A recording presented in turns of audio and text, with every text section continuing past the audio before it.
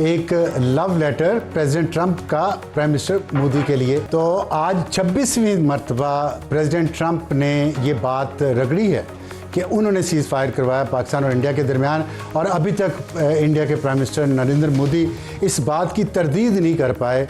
तो मैंने कहा याद करवा दूं कि कुछ दिन पहले सिल्वर जुबली की थी प्रेसिडेंट ट्रंप ने लव लेटर्स की मोदी के लिए, और आज 26वें मरतबा अब वो गोल्डन जुबली की तरफ जा रहे हैं। जब तक इंडिया मान नहीं जाता प्रेसिडेंट ट्रंप ये कहते रहेंगे कि जंग बंदी मैंने करवाई है और 5 हथियारे पाकिस्तान ने गिराए। अपने प्रोग्राम की तरफ और आज की हमारी जो टॉप स्टोरी है वो इस बात पर होगी कि मईशत बेहतर और गरीब बदतर। हमें ज्वाइन करेंगे बिलाल अजहर कियानी, वज़ीर ममलकत बराए ख़जाना। और हम देख रहे हैं कि S&P ग्लोबल एक इंटरनेशनल रेटिंग एजेंसी है, उसने पाकिस्तान की क्रेडिट रेटिंग को ट्रिपल C+ से बढ़ाकर -B कर दी है, जो बेहतर हुई है। इसका मतलब पाकिस्तान को अब बेहतर शराइत पे कर्ज मिल सकता है। करंट अकाउंट सरप्लस है, रिकॉर्ड तरसीलात ज़र हैं, रेमिटेंसेस जो हैं बाहर से आ रही, और पाकिस्तान G20 ममालिक में शामिल होना चाहता है। ये इसहाक डार साहब ने कहा है। बहुत अच्छे मुआशी इशारे हैं, लेकिन दूसरी तरफ लोग बिजली के बिल अदा कर कर के तंग आ चुके हैं, परेशान हैं। पेट्रोल की कीमतें कम नहीं हो रही, हालांकि दुनिया में कम हुई हैं। महंगाई बहुत ज़्यादा है, बेरोज़गारी की शरह इस वक्त बदतरीन है, और पाकिस्तान में गुर्बत की शरह क्या है, $1 पर डॉलर, $1 अ डे। उससे नीचे जो लोग हैं वो 44%, 44% तकरीबन पाकिस्तान की आधी आबादी $1 से कम में ज़िंदगी गुजार रही है रोज़ाना।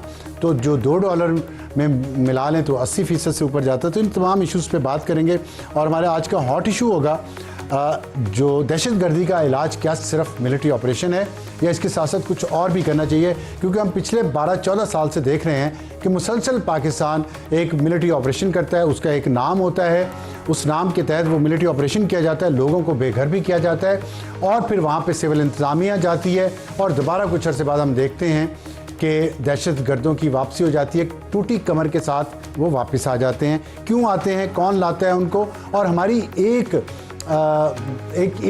तरह की पॉलिसी क्यों नहीं है, इस पर बात करेंगे। हमें ज्वाइन करेंगे आज major general retired Zahid Mahmood sahab, दिफाई तजियाकार, और हमारा आज का एडिटोरियल होगा नए मॉडल की गाड़ियों के फ़वाइद। और इस पे इसलिए कि नए मॉडल की गाड़ियाँ जो हैं वो सबके पास होनी चाहिए, क्यों होनी चाहिए और किन को मिली हैं, ये हम आपको आज के एडिटोरियल में बताएंगे। शुरू करते हैं आज की। बिलाल अजहर कियानी साहब, वेलकम, बहुत शुक्रिया आपने छोटे से नोटिस पे हमारे साथ आज शिरकत की प्रोग्राम में।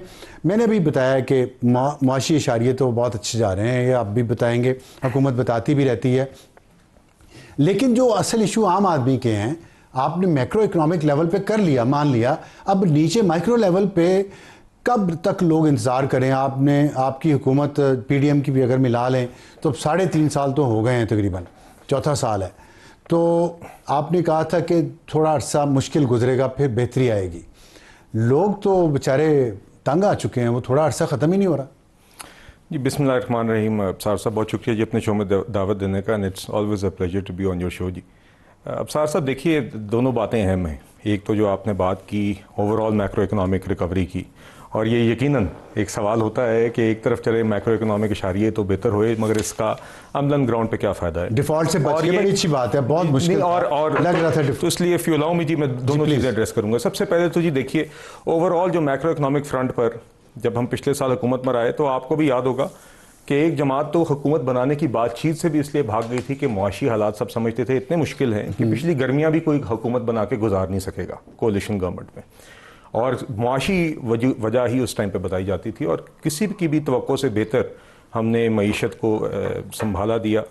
IMF का प्रोग्राम भी एग्री हुआ, और साल के दौरान महंगाई की शरह जब हम आए थे तो ओवर 20% थी, और हम इस साल की एवरेज शरह को 4.5% पर लेकर आए। महंगाई की शरह हमने काबू की। इस साल की भी एवरेज हमने जो टारगेट किया था वो 12% थी, मगर 4.5%। वो तो मैंने कह दिया, अच्छे हैं मुआशी। जी नीचे क्यों नहीं मगर देखिए, यही 4.5% अगर 20% रहती तो ये कीमतें काफ़ी ज़्यादा नहीं। ये तो वही बात है ना कि जी दूसरी बात, जी नहीं मैं आता हूँ जी उस पर, इफ यू अलाउ।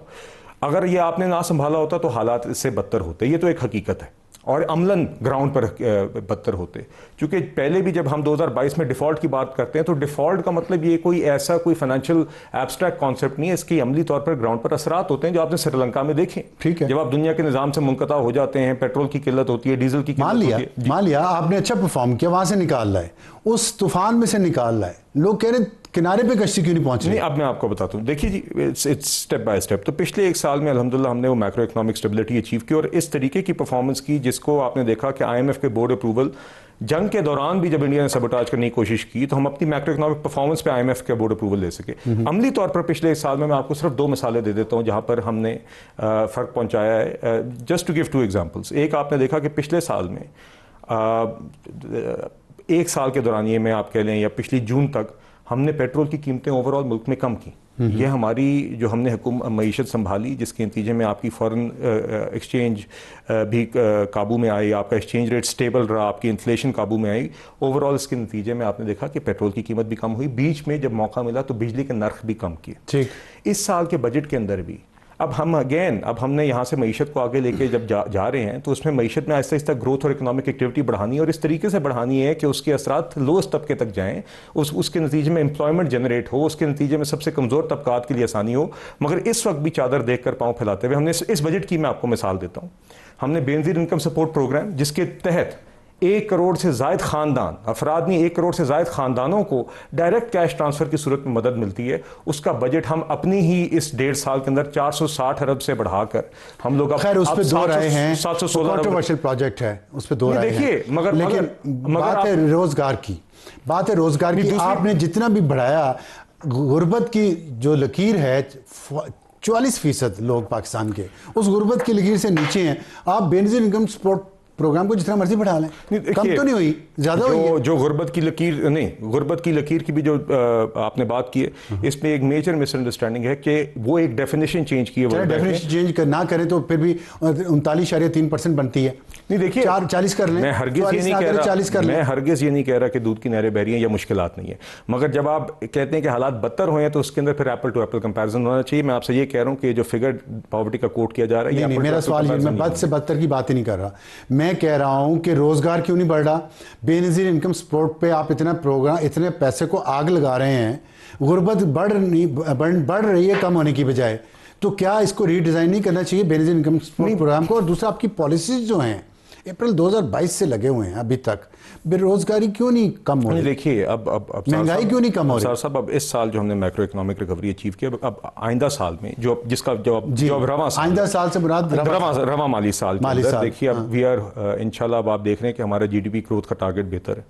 और उसका मतलब क्या है कि हम इकोनॉमिक एक्टिविटी इस साल इंशाल्लाह हम बढ़ाने जा रहे हैं। जो हमने उससे करंट अकाउंट खसारा बढ़ जाएगा? नहीं, वो इंशाल्लाह एक्सपोर्ट लेड ग्रोथ, यही टारगेट है हमारा। 2-3 चीज़ थोड़ा बताएं कैसे। देखिए, सिर्फ अगेन वेरी इंपॉर्टेंट पॉइंट कि ना सिर्फ हमने ग्रोथ अचीव करनी है, मगर उस क्वालिटी ऑफ ग्रोथ की बड़ी अहमियत है कि एक वो एक्सपोर्ट लेड हो, नंबर 2 सस्टेनेबल हो, जो कि एक्सपोर्ट लेड होने की वजह से होगी। अगर आपकी, बिल्कुल आप सही कह रहे हैं, माजी में हम ये मसला आता रहा है कि GDP ग्रोथ की शरह तो बढ़ती है, मगर उसी के साथ इंपोर्ट्स जब बढ़ती हैं तो हम उसी तनासुब से एक्सपोर्ट्स नहीं बढ़ा सकते और फॉरेन एक्सचेंज रिजर्व क्राइसिस होता है और उससे मसाइल होते हैं। उसको हल करने के लिए एक ही मैं आपको मेजर मिसाल इस साल की दे दूं तो वो मेजर टैरिफ रिफॉर्म्स है, जिसके अंदर हमने अभी आप देखेंगे 5 साल के अंदर मेजर ड्यूटीज के अंदर रिडक्शन आएगी और इस साल पहले साल के स्टेप्स उसमें उठा दिए। वो तो हमने देख लिया, जिसमें रॉ मटेरियल कर लिया ऑलरेडी। आपने जो लग्जरी गाड़ियां थी उन पे ड्यूटी कम कर दी। नहीं देखिए, और छोटी गाड़ियों पे बढ़ा दी है। अफसार साहब, 5 साल में हर चीज के ऊपर लग्जरी गाड़ियों पे ड्यूटी कम करने का तुक क्या था? नहीं वजह बताएं। नहीं देखिए, लोग पूछते हैं, गुजारिश नहीं।